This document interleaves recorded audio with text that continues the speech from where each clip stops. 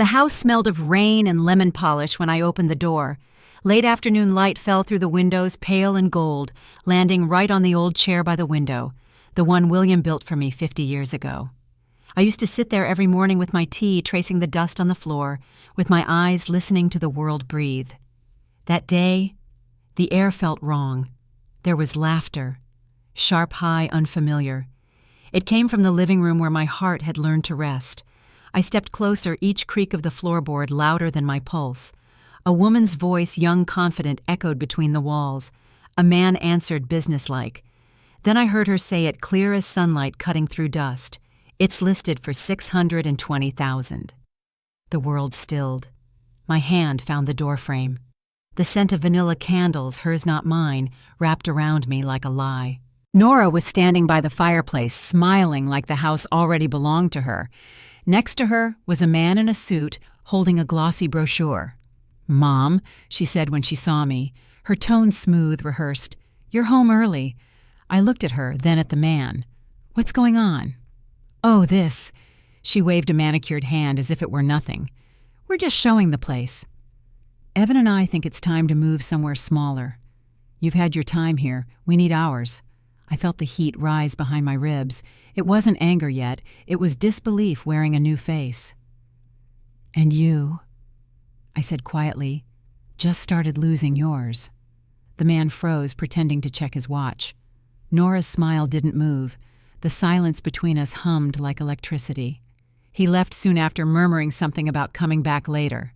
The front door clicked shut, leaving only the tick of the clock and my heartbeat steady, stunned. I walked through the living room in slow motion, like a ghost revisiting her own past. Every corner held echoes: William's hammer against the wall, my son's laughter at age 10, the smell of burnt cookies. All of it seemed smaller now, like memories pressed between glass. On the mantel, the family photo sat crooked. In it, I was younger, holding a baby in a pink blanket. My son, Evan, the same boy who now let his wife sell the only place that ever loved him back. When did my kindness become their permission? I ran my fingers over the armrest of the old chair by the window. Its wood was warm, smooth from years of touch. Outside, the light was fading. The maple tree William planted swayed gently, its red leaves whispering secrets to the wind. "Some things cannot be sold," he once told me. I used to think he meant love. Now I know he meant everything. Later that evening, Evan came home. His face looked tired, soft around the eyes, the way boys look when they've made a choice they regret but can't undo. "Mom," he started, "Nora's just trying to help. The house is too big. You get lonely here?" "Lonely." The words stung like salt. I smiled, though my hands trembled. "I know what loneliness is, Evan. It doesn't come from empty rooms. It comes from empty hearts." He looked away. Silence filled the space where truth should have been. After he left, I sat by the window until the streetlights came on. I could still hear the echo of their laughter earlier that day, light, careless, as if they were already celebrating. That night, I didn't sleep. The rain returned soft against the glass. I imagined the listing online, my name typed by someone else's hands, my house photographed without its soul. The idea crawled under my skin. I thought of William again, his patience, his faith in building things that last. He believed silence could protect what words couldn't. But silence can also bury you alive. I pressed my palm against the cold window pane, watching my reflection fade into the dark. "Silence remembers," I whispered, "and so do I." Morning came pale and brittle. I made coffee, but it tasted of nothing. Every sound kettle spoon clock seemed foreign, like the house was mourning too. When Nora entered the kitchen, she was already dressed for work, phone in hand, tapping rapidly. She looked up. "We have a showing at 3. Don't worry, we'll handle everything, as if I were furniture." I didn't answer. I just watched her reflection in the window, bright, sharp, unshaken. There was a time I wanted to like her. There was a time I believed she could love this house the way I did. But greed has a scent. Sweet at first, then suffocating. If you've ever felt your home turn against you, I'd tell anyone listening you'll understand the kind of silence that follows. I spent the rest of that day walking through rooms I had cleaned 1,000 times, touching the walls, the worn banister, the faded wallpaper. Every detail held a pulse of what used to be. The air carried the warmth of all our summers, the sorrow of every goodbye. By the time the sun began to set, I understood something simple and sharp. Love built this house, but respect kept it standing, and they had broken both. The heat returned not from anger, but from life refusing to die quietly. When darkness fell, I turned off every light and sat in the chair by the window. The city outside glowed faintly through the rain. I imagined strangers walking through tomorrow, touching my things, calling it potential. The thought should have broken me. Instead, it steadied me. They think I'm old, soft, easy to move aside. They forget. Age doesn't erase intelligence. It refines it. Would you have done the same, stayed quiet? Or would you fight for the walls that remember your life? If you felt this kind of silence, tell me below. Because silence has its own truth, and it never forgets. The rain eased near midnight. I rose, touched the window once more, and whispered into the dim air, "Some things cannot be sold." The house listened, and for the first time in a long while it listened back.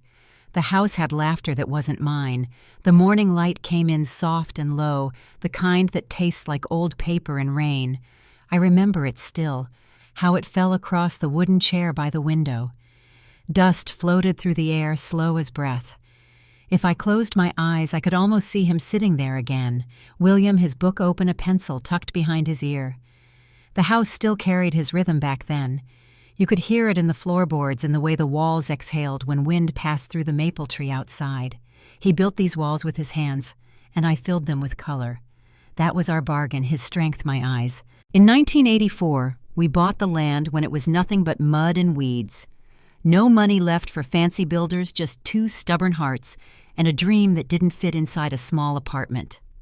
Every night after work, William would come home, roll up his sleeves, and mix cement under the porch light. I'd hand him bricks one by one, counting the rhythm of his breathing with mine. When the walls finally rose, he laughed that deep, chesty laugh that used to shake me right to the center. He'd say, "You see, Maggie, you don't need magic to build something eternal, just patience." I painted the kitchen walls sunflower yellow because he said mornings should begin with light. I picked out the curtains, sewed them by hand, tiny blue stitches like raindrops. That house wasn't built with wood and nails. It was built with promises. When the roof was finished, we planted the maple tree out front.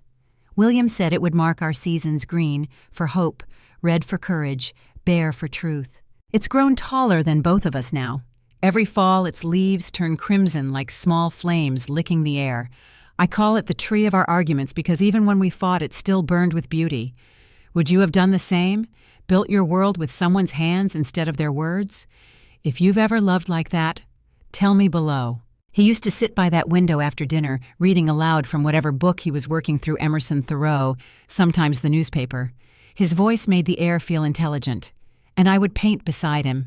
Sometimes he'd stop mid-sentence and say, "You're the only special person I know who can turn silence into a painting." I didn't answer, but I remember the warmth that spread through my chest when he said it. Only special people. That line stayed with me through everything. Then came the hospital years, the sound of machines, the smell of metal and antiseptic instead of sawdust and paint. I told him I'd keep the house just as it was. "Promise me," he whispered. "Don't sell the walls we built." I promised, and when he died, I kept that promise like oxygen. I didn't move a single thing. The chair stayed by the window, his cup still on the shelf. I dusted every corner, repainted every season. The silence became my company. But silence changes when love leaves. It thickens. The air grows heavy like it's remembering more than it should.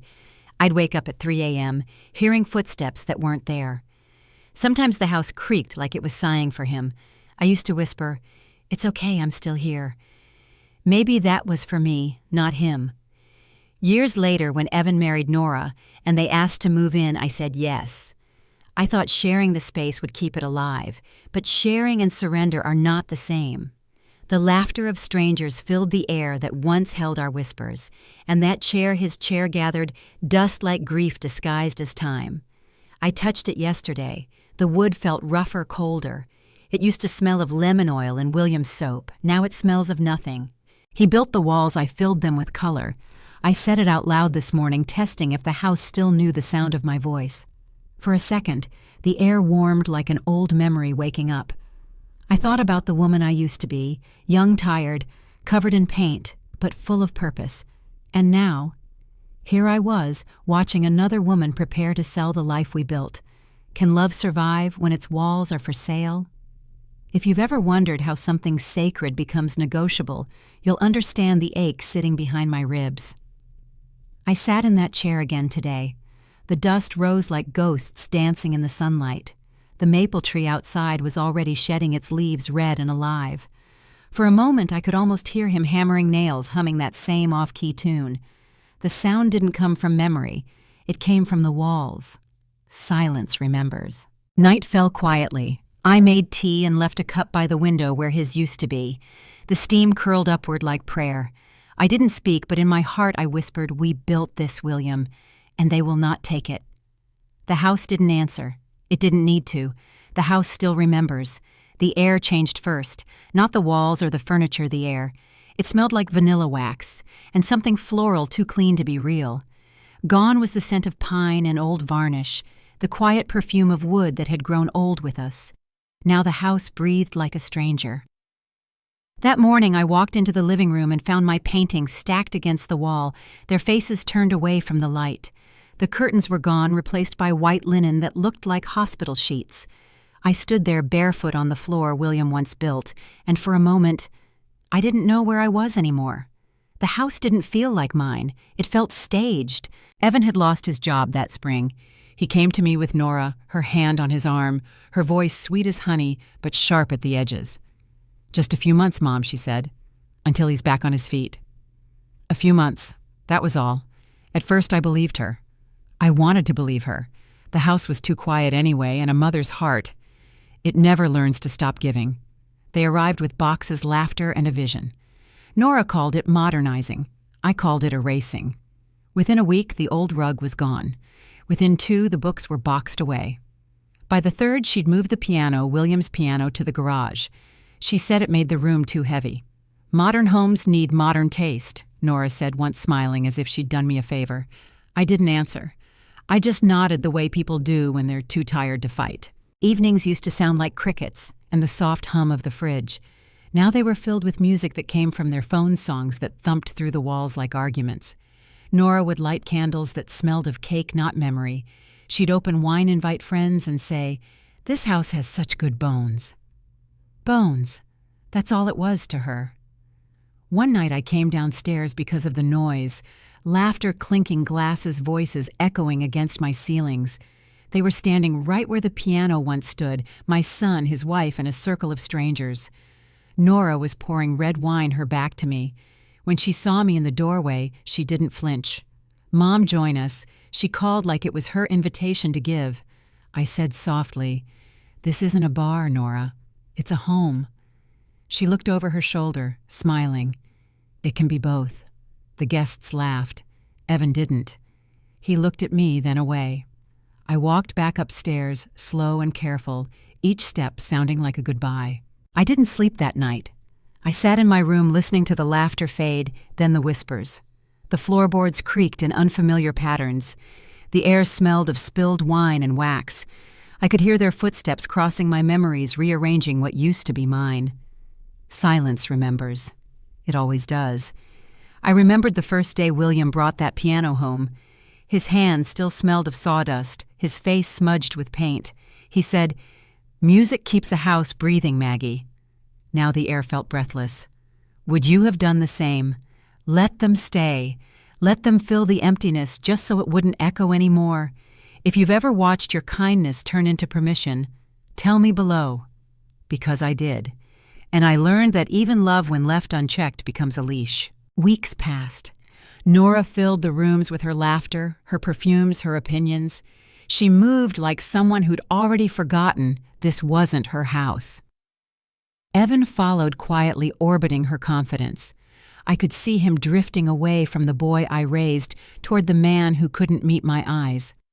Once I asked him gently, "Do you like what she's done to the place?" He hesitated, then said, "It's different, Mom.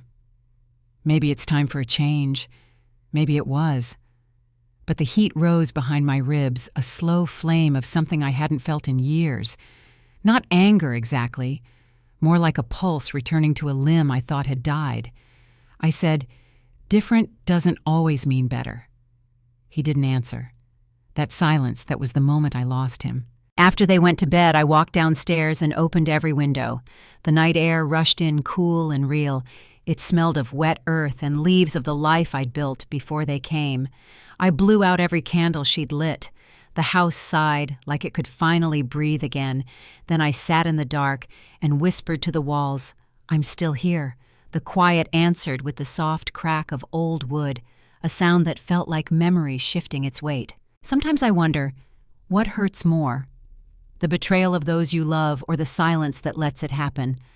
I thought keeping peace was love, that staying quiet was grace, but silence when misused becomes complicity. It's taken me years to understand that. Now, when I walk through these rooms, I see their fingerprints on everything, the curtains, the floors, even the air. But underneath it all, I still feel the heartbeat of what William and I built. The bones are still ours, the soul too. Someday I'll reclaim it all. Not with shouting, but with the slow patience of someone who's learned the value of waiting. Because silence remembers. And so do I. They lived here. I only existed. The house smelled wrong. Not bad wrong. It was thick with vanilla too sweet, like someone tried to bake happiness out of chemicals. It clung to the curtains, the carpets, even the air itself. Beneath it, I could still sense the ghosts of what used to be the faint breath of paint and old wood, the scent of William's sawdust buried deep in the walls. But the vanilla, it was winning. Every time I walked into a room, something else had disappeared.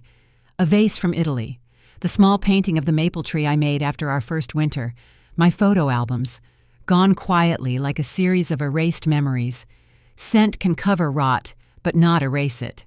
I asked Nora one morning, "Have you seen the ceramic vase, the one by the stairs?" She didn't look up from her phone. "It cracked, Mom." I tossed it. "We'll get you something new." Something new? The phrase hit like perfume in a wound. I watched her move through the house in her silk robe, lighting candles in every corner. The air shimmered with her scent vanilla powder control. I realized she was marking territory, not making home. Would you have noticed it too? That slow invasion disguised as kindness. If you've ever felt your world repainted without asking, tell me below. Days turned into weeks, and the house began to sound different. The floors didn't creak the same. The echoes had changed. Even the silence seemed perfumed. One afternoon, I heard her voice from the living room. She was on the phone, tone-soft professional. Yes, she signed it already. We just need to confirm the transfer. I froze. The word signed rang in my head like a dropped glass. I walked in quietly, my steps careful. "Who are you talking to?" I asked. She smiled the kind of smile that doesn't reach the eyes. "Bank business, Mom. Nothing to worry about." But my name was on that paper. I knew it. That night I searched through drawers and folders until my fingers trembled. Then I found it, a sheet of paper with my signature printed perfectly at the bottom. Too perfect.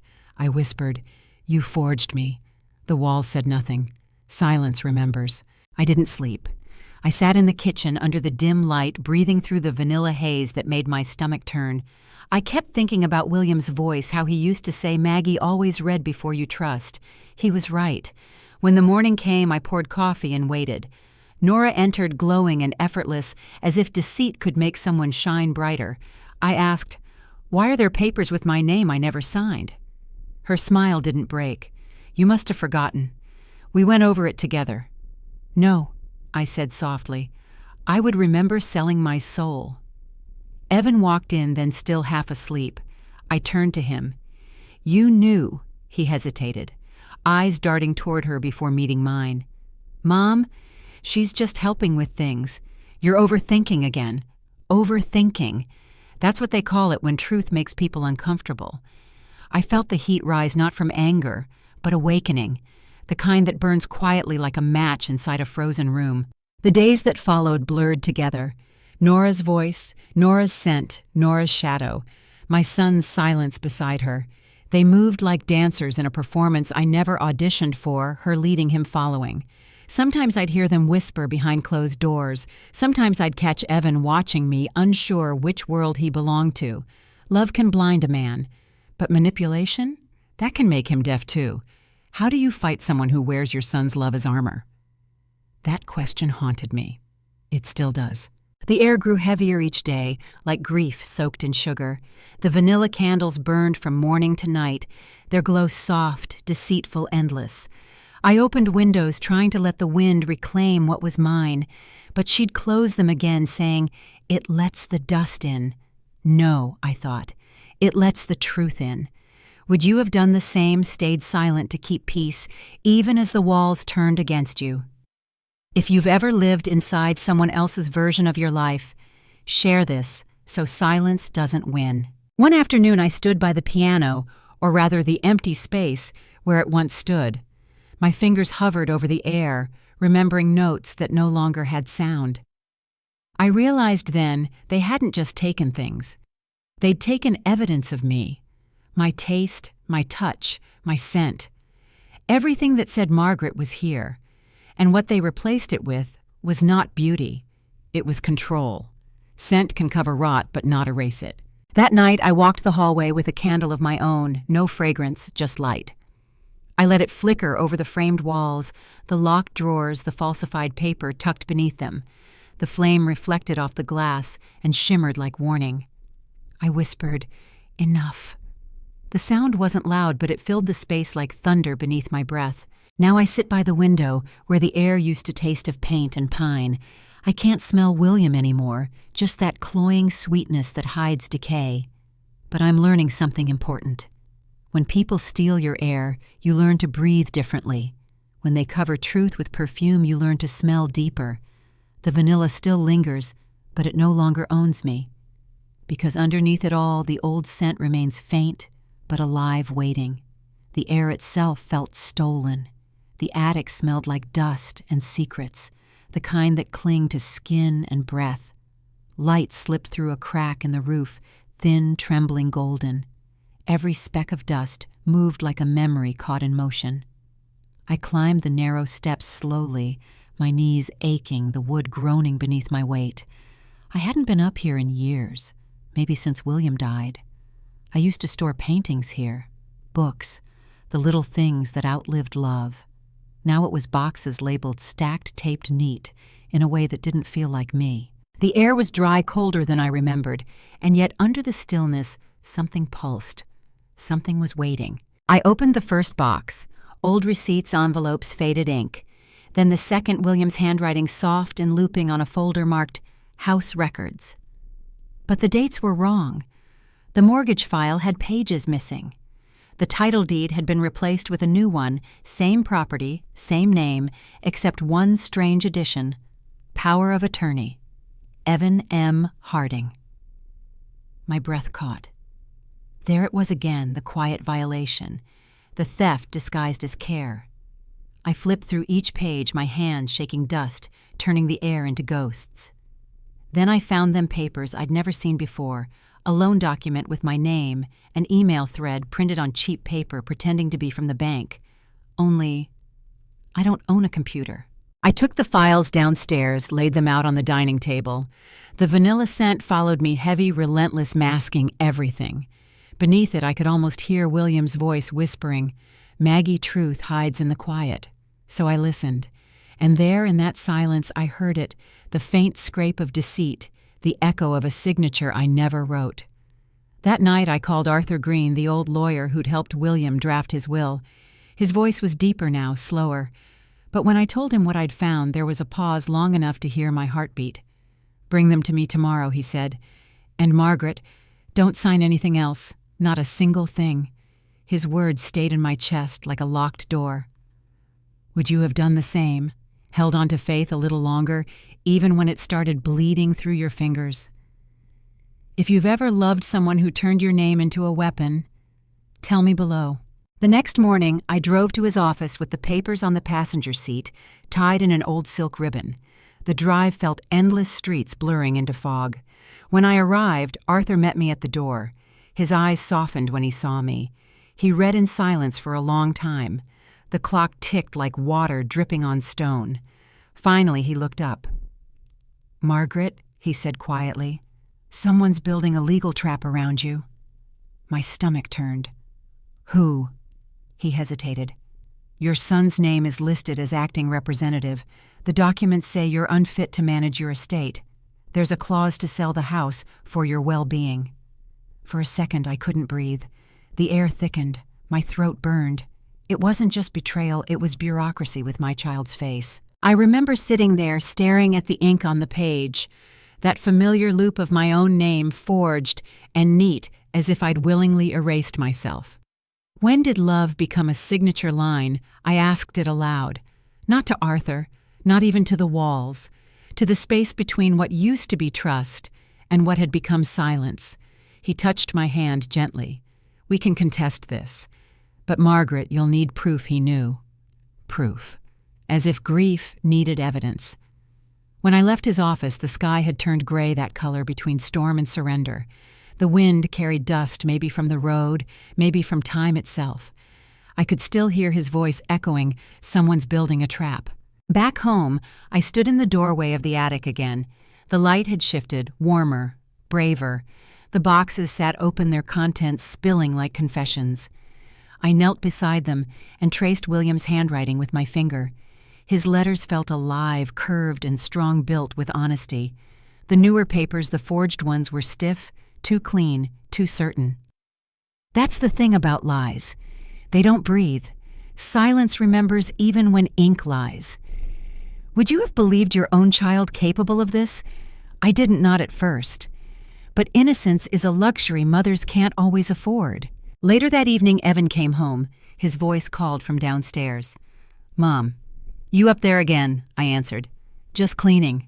He walked up a few steps, then stopped. "You shouldn't strain yourself. Nora and I will handle the paperwork." Paperwork. That word again. I felt the heat rise through me.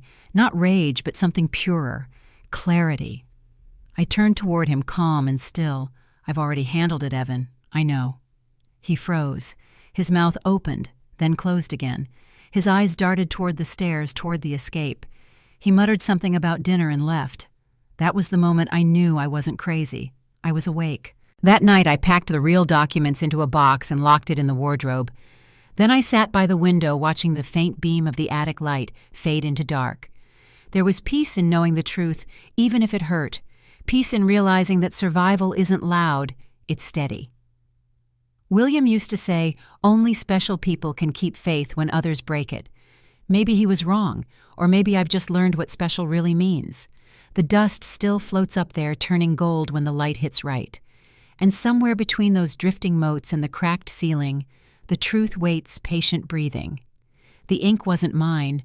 The wind that night was sharp, restless. It slipped through the cracks in the old window frame, whistling against the glass where William's chair still stood. Every sound felt amplified, the ticking clock, the soft hum of the refrigerator, the faint rhythm of my own breathing. I'd grown used to silence, but that night, silence had a pulse. Downstairs, voices floated through the air vents, muffled, clipped, impatient. I couldn't make out every word, but I knew the tone. I'd known it my whole life, the sound of people making decisions about me without me. Then came Nora's voice, smooth but sharp. She's slowing everything down.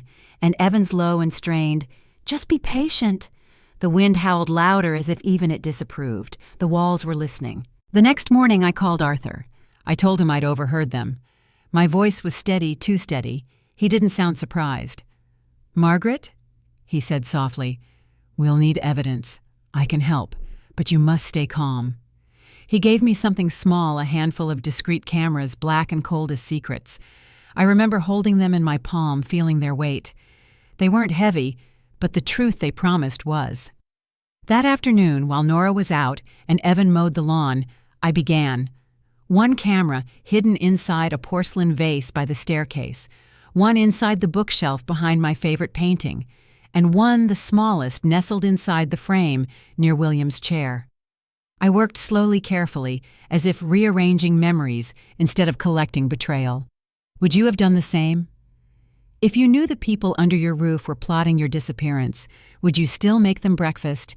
If you've ever smiled to protect yourself, tell me below. Days passed. I pretended not to notice the changes, the hushed phone calls, the sudden quiet when I entered a room. The air felt heavier, like the house itself was struggling to breathe. Then one evening I watched the footage. The screen flickered with grainy light, the sound faint but unmistakable. Nora stood near the piano space where William's music once lived. Her phone pressed to her ear, her voice honeyed but hollow. "Don't worry," she said. "The old woman won't last long." I froze.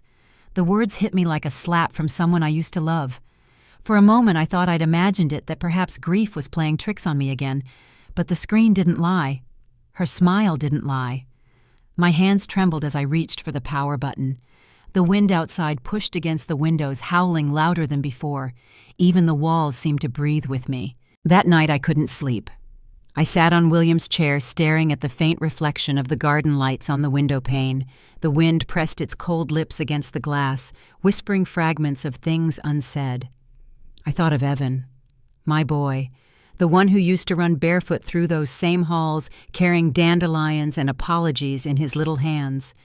Now his silence was the loudest thing in the house. Would your child still love you if you showed him the truth?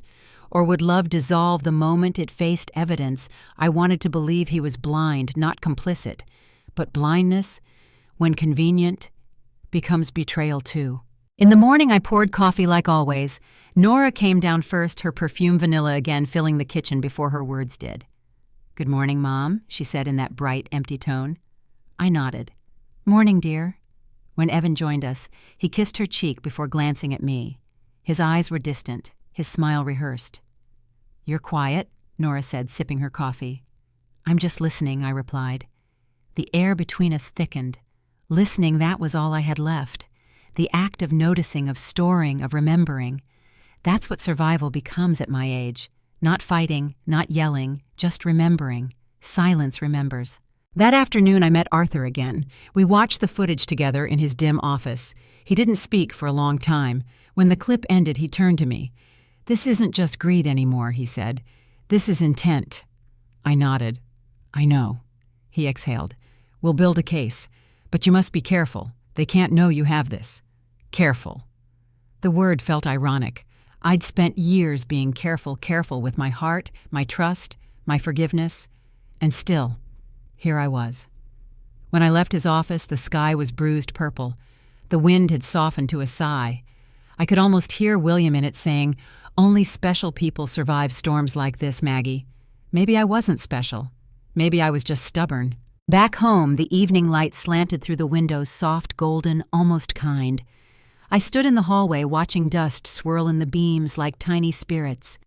The air was quieter now, but charged as if the house itself was holding its breath. I touched the wall beside me. It felt warm, alive. It had heard everything, every whisper, every lie, every small cruelty disguised as care. Walls don't forget, and neither do I. Would you have confronted them right then, or waited as I did, letting truth ripen slowly like fruit that bruises before it sweetens? If you've ever held your truth close until it burned your skin, you understand. That night I turned off the lights and sat in the dark. The faint wind pressed through the old window just enough to make the curtains sway. I could hear the faint creak of floorboards, the echo of voices that didn't belong to me. But for the first time in months, I didn't feel afraid.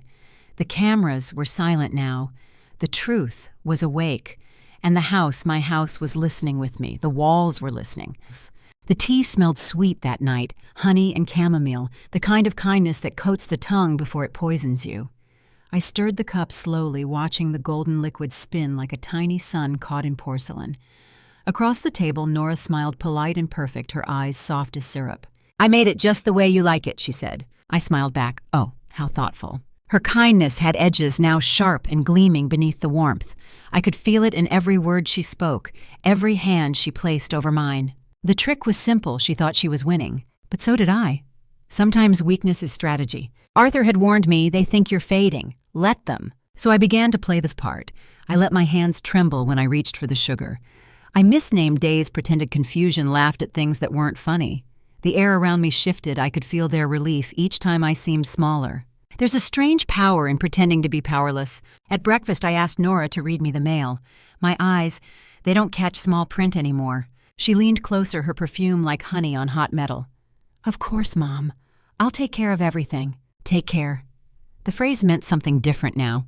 Would you have done the same, swallowed your pride, played the fool, just to expose the truth? If you've ever used gentleness as armor, you understand. That evening, I set the table myself.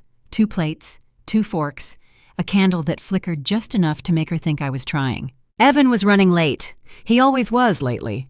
So it was just the 2 of us, 2 women pretending to like each other, bound by silence and lies. She poured the wine. I poured the tea. I asked softly, "Do you ever get tired?" Nora, managing everything. She tilted her head, smiling in that slow, deliberate way of hers. "I don't mind. Someone has to look after you. You've done enough." Enough! The word burned not from insult, but recognition. I took a sip, slow and calm. "Maybe I should let you 2 handle the house, since I forget things so easily now." Her eyes lit up. Just a flicker, a spark she tried to hide behind sympathy. And in that instant, the trap snapped shut. The camera hidden behind the mantel vase blinked red for 1 second, barely noticeable, but alive. Every smile, every calculated word was captured in that glow. I'd positioned 3 of them that morning. 1 in the lamp, 1 in the frame near William's chair, and this one in the room that smelled of betrayal and tea. I looked at her again, studying the way she leaned forward, rehearsing her innocence. "That's very wise of you," she said, stirring her own cup. "You shouldn't stress about decisions anymore." I nodded. "I trust you." And I almost laughed because it was true in the cruelest sense. I trusted her to be herself, the kind of trust that builds a case, not a bond. When Evan came home later, I was already in the living room. He kissed Nora's temple before glancing at me. "You look tired, Mom." "I am," I said softly. "It's hard to keep up." He looked at her, that silent exchange of shared control. I saw it all. They talked over dinner, half about me, half about plans they hadn't yet confessed. I smiled, nodding at the right times, careful not to let the tremor in my hand betray how awake I truly was. Every lie needs an audience. Every actor needs applause. I gave them both. Would you have kept acting?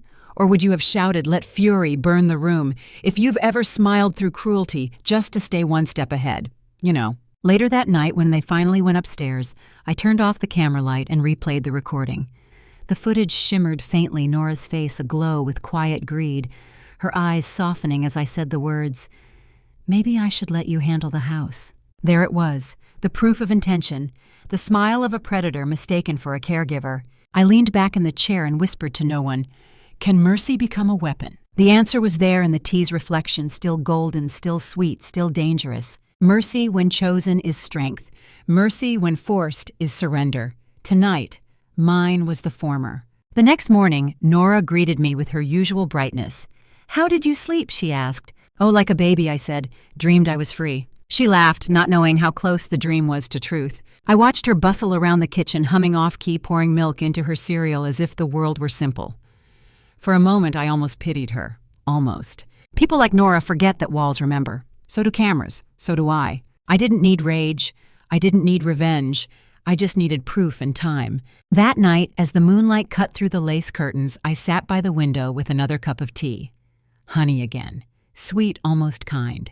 I thought of William, his patience, his calm. He used to say, "Only special people can stay gentle while fighting back." Maybe that's what I'd become, not hard, not cruel, just quietly unbreakable. The air was still, the house peaceful. Upstairs, their whispers floated through the floorboards, small, confident, unaware. I smiled into the dark, the taste of honey thick on my tongue. Sometimes weakness is strategy. The pen looked harmless, silver smooth, balanced between her fingers like a surgeon's tool. But I knew better. Pens don't just write, they wound quietly. They sign away lives with grace. The light in that fake office was too clean, too white. Even the air smelled filtered like paper and deceit. Nora sat across from me, her lipstick a little too perfect, her voice a little too soft. "It's just a small insurance update, Mom. For your safety." Safety. That word again, the polished knife of manipulation. I smiled faintly, tracing the pen with my eyes not touching it. Her smile was ink. "Arthur had warned me. She'll try to make you sign. Don't. Just record." So I did. The small camera pinned beneath my collar caught every breath, every tremor, every lie. I could feel it humming against my skin, steady, patient waiting. Two men stood behind Nora, strangers in suits, their faces pale with the nervousness of accomplices. A fake lawyer's nameplate gleamed on the desk. Mr. Hayes, it said, though no such lawyer existed in the firm, Arthur checked. Nora leaned forward, her perfume thick and sweet, masking the sour scent of greed. "Just sign it, Mom," she whispered, pushing the papers closer. "It's for your peace of mind." Peace of mind. I nearly laughed.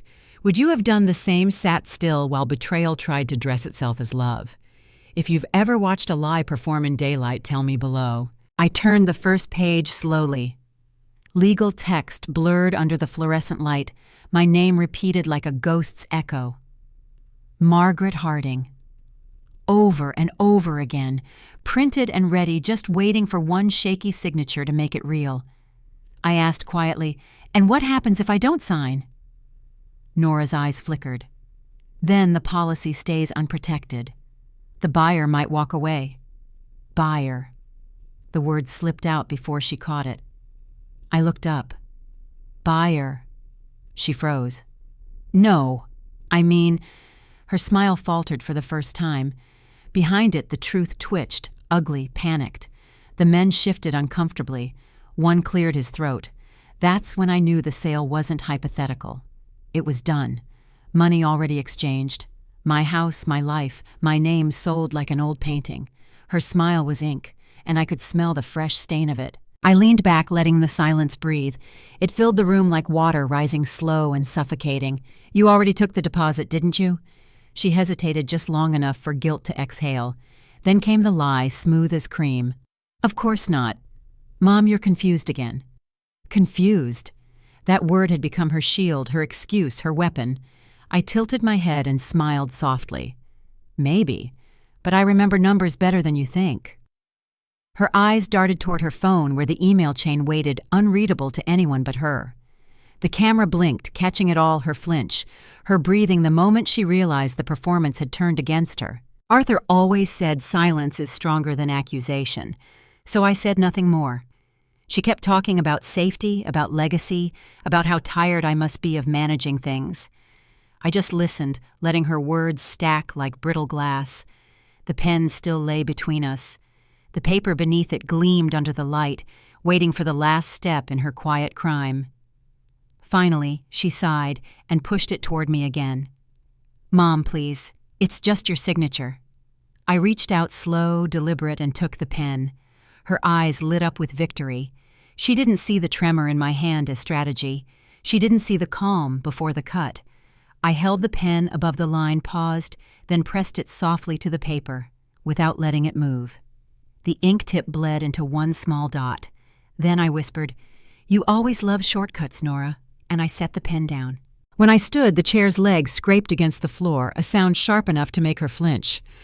"Where are you going?" she asked, her voice breaking for the first time. "Home," I said. "To my real lawyer." Her face drained of color. The men behind her turned pale. The fake Mr. Hayes looked away. I walked to the door slowly, every step measured deliberate. The camera caught her expression, a mixture of shock and realization. She knew. By the time I reached my car, the air felt cleaner. It carried no vanilla, no honeyed lies, just wind open and cold. Would you have walked away or stayed and screamed? Sometimes silence is the louder choice. If you've ever chosen quiet over chaos, share this so silence can speak. That night, Arthur watched the footage in his office. The glow of the monitor reflected in his glasses. He didn't look at me when he said, "You caught everything. The buyers, the fake firm, her confession. It's enough. Enough." The word didn't comfort me. It settled like dust after a fire. I looked at the frozen frame on the screen. Nora's face, mid-smile, mid-lie.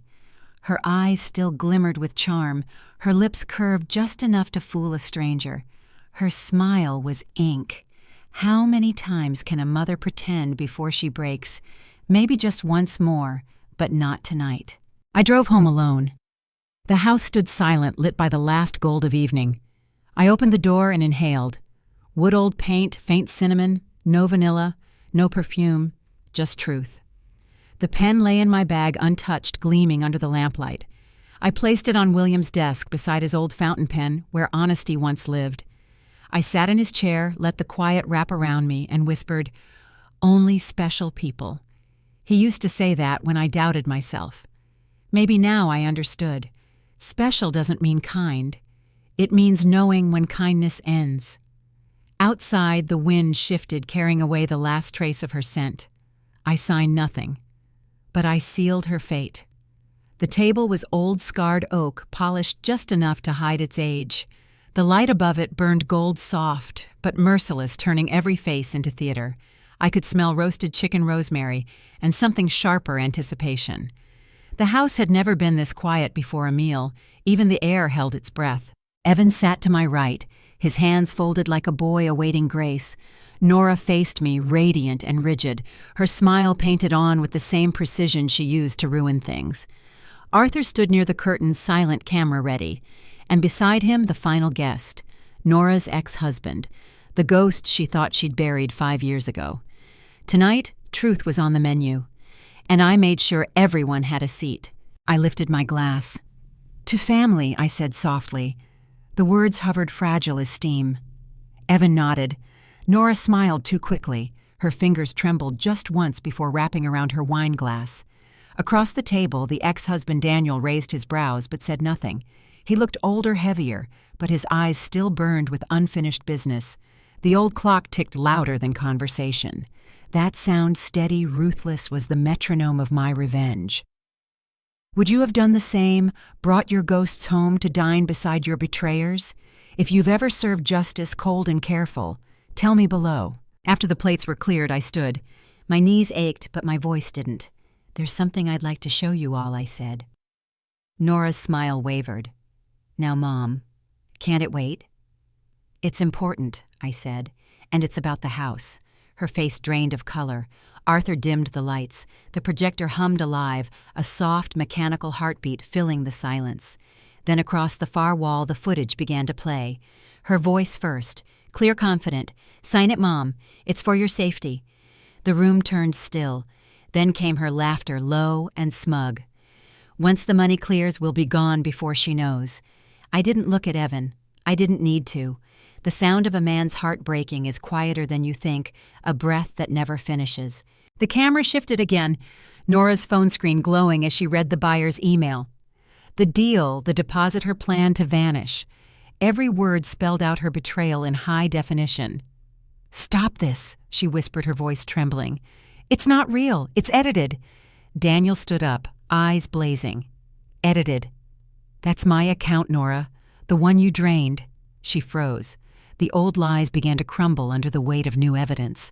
Arthur stepped forward and set a folder on the table, her signature, the forged documents, the transaction trail. Her mouth opened, then closed again. For the first time, there were no words left to weaponize. Evan rose his chair, scraping against the wood. "You used me. You used my mother." Nora reached out.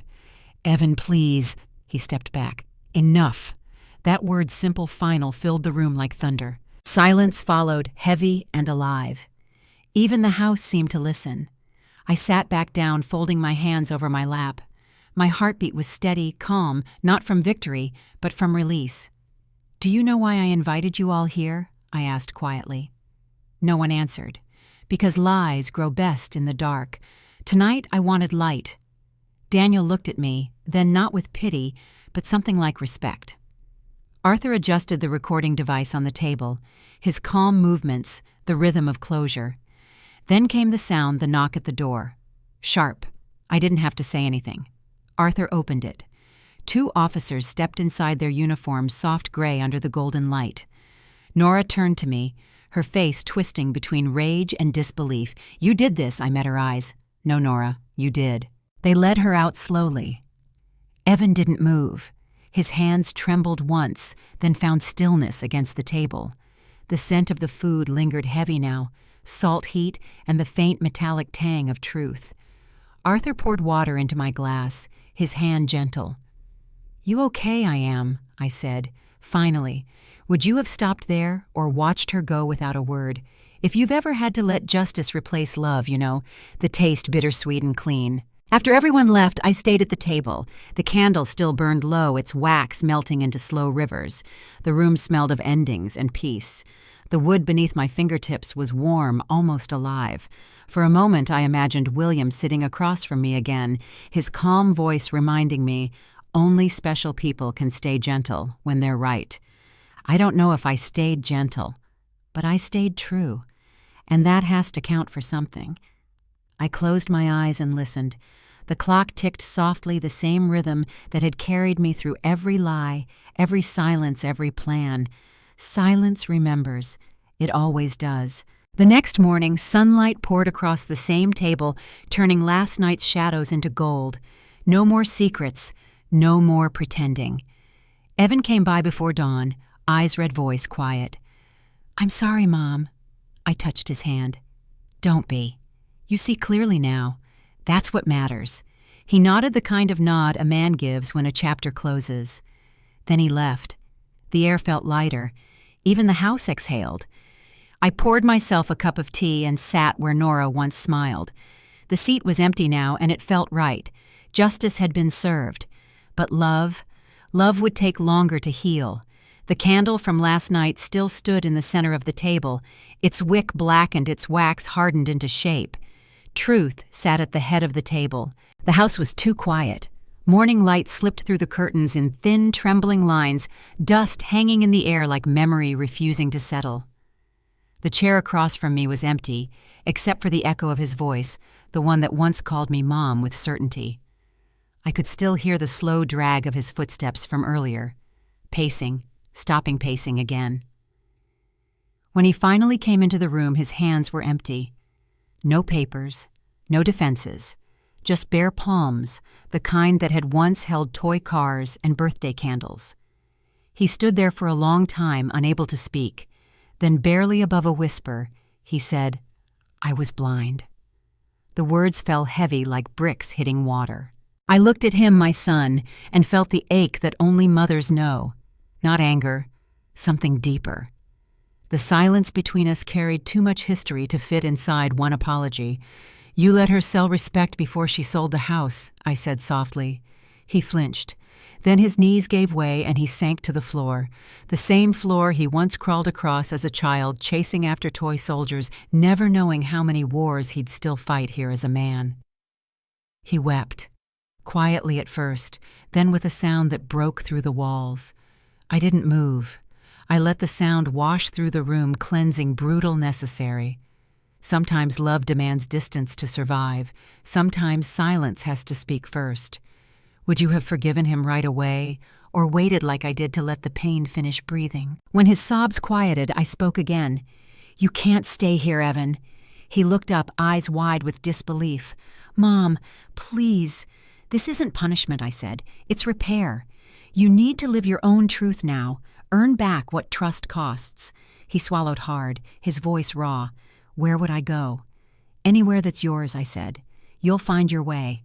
That's how men rebuild." He dropped his gaze. I saw shame there, but also a faint flicker of something truer. Maybe the first spark of humility. Maybe the start of redemption. I remembered when he was 6, crying over a broken kite. William had told him, "Fix it yourself, son. That's how you learn to fly." Maybe this was the same lesson, just heavier, crueler, but necessary. We sat in silence. The clock ticked once, twice, then again, each beat slower than the last. The sunlight warmed the side of his face. It caught on his tears, turning them gold. He said, "I thought I was protecting her." I nodded. That's what love does when it's blind. It calls poison medicine. He winced. "I don't deserve your forgiveness." "Forgiveness has rent too," I said. "You'll pay it with what you build next." His eyes filled again, but this time there was no despair, only resolve. He stood unsteady but upright. Then slowly he reached for my hand. His grip was trembling, hesitant, but it was honest. I held it for just a moment before letting go. That evening I stood by the window as he packed. The sound of drawers closing, shoes, shuffling zippers, dragging each one felt like a goodbye wrapped in cloth. He paused at the doorway, suitcase in hand, shoulders squared but heavy. "I'll come back when I've earned it," he said. I gave him a small nod. "Don't come back the same." The door clicked shut. The house inhaled, then exhaled. For the first time in months, it didn't feel suffocating. I stood there a while, letting the stillness wrap around me. The sun was setting outside, spilling light across the same wooden floor that had seen too much fights, tears, laughter, lies, and now, redemption's beginning. Would you have done the same? Asked your own child to leave in order to love him again? If you've ever had to choose boundaries over comfort, you understand this ache. Later that night, I walked through the quiet rooms. His childhood photos still lined the hallway, crooked frames holding time like fragile glass. One of them stopped me. He was 8, smiling, holding up a kite with both hands, the sky behind him wide and blue. I touched the photo gently. "Only special people." William's voice whispered in memory, "Can break and still choose to rebuild." The house creaked softly, its old bones settling into a new kind of silence, one that no longer hid pain, but held it. I walked into the kitchen, poured a cup of tea, and sat alone at the wooden table. Steam rose slowly, curling into the air like breath. Forgiveness isn't a door you open once. It's a path you walk barefoot, step by step, day by day. Forgiveness has rent too, and he'd begun to pay it. The next morning I found the note he left behind. Just one sentence written in his careful, uneven hand: "I'll build something worth coming home to." I folded it once and slipped it into the drawer beside William's watch, between memory and mercy. The house felt different now, lighter. Not healed, but healing. I opened the window, letting the fresh air roll in cool, steady, alive. Outside, the garden trembled with wind, sunlight, bending across the empty driveway where his car had been. Love isn't about holding on. It's about letting go long enough for it to grow again. The morning light spilled across the floor, warm, forgiving, new. Love needed new walls. Morning light touched the chair first, the one by the window, the one that had seen everything. The paint on the walls had dried overnight, pale cream replacing the tired gray that once held secrets. The air smelled faintly of lavender and new beginnings. For the first time in years, I could hear only the soft hum of the world birds outside the gentle creak of the old floor, the brush tapping against a jar of water. The chair waited in silence, still patient, almost kind. The chair waits, but never accuses. I dipped my brush again, and color bloomed across the canvas. Maybe peace wasn't a feeling. Maybe it was a sound, quiet, steady, forgiving. After Nora's sentencing, the house fell into a deep hush. Even the clocks seemed to tick more slowly, as if time itself needed rest. Evan had already moved out by then. He called once, his voice trembling with the weight of unfinished apologies. "Mom," he said, "I'll come by soon." I told him there's no rush. And I meant it. Some wounds don't close faster when pressed. They heal only when given space to breathe. For weeks after he left, I lived with the echoes. Empty rooms carry voices long after people are gone. When I cleaned the shelves, I found one of Nora's scarves, silk red, still smelling faintly of her perfume. I didn't throw it away. I folded it, tucked it into a box, and wrote one word on the lid: past. Forgiveness doesn't mean forgetting. It means deciding what deserves to stay. The house had always been William's pride. He built it when Evan was 5, carving our initials into the underside of the porch rail. After he passed, I thought the walls would keep us safe. But walls only listen, they can't protect. That's when I decided to teach again, painting mostly for women like me carrying bruises you couldn't see. We gathered every Thursday, brushes in hand, the scent of turpentine and tea mixing in the air. They came shy at first, eyes cautious, hands unsure. But once color touched canvas, something shifted. One woman painted a door half open, another a field of marigolds. One cried quietly while painting only shades of blue. We didn't talk much. We didn't need to. The silence between us spoke in colors. Would you have done the same, built a new purpose inside old pain? If you've ever found peace in creation, you know the sound it makes. One afternoon while cleaning the brushes, I heard a car pull up. The sound made my heart jump, a memory disguised as noise.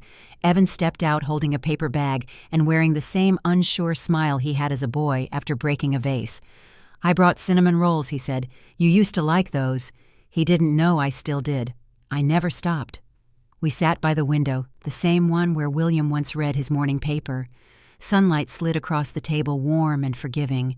He looked around the room, the new paint, the flowers on the sill, the quiet that wasn't heavy anymore.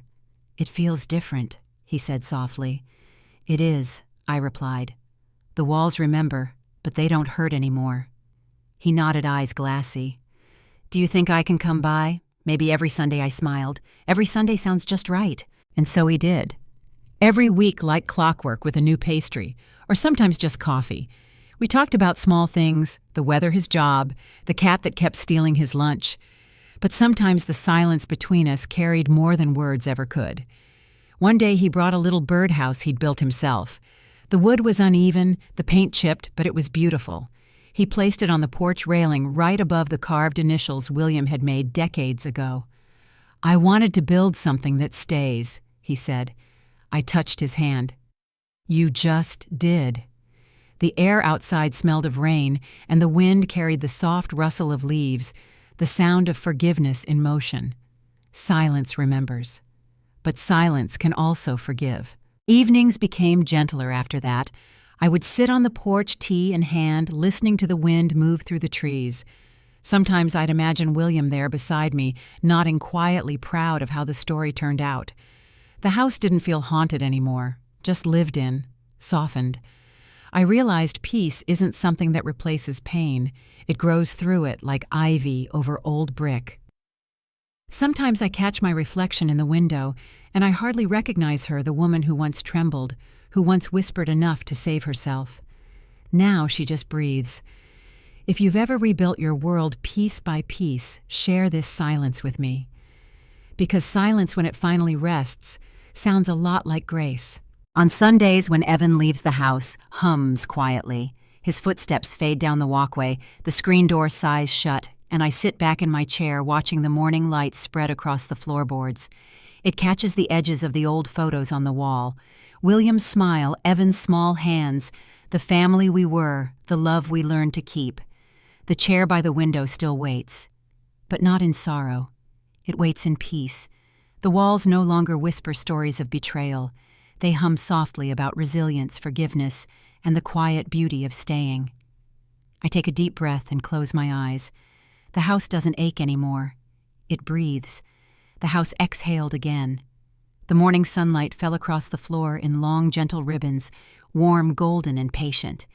It touched the edges of the wooden chair, first the same chair that had waited by the window all these years.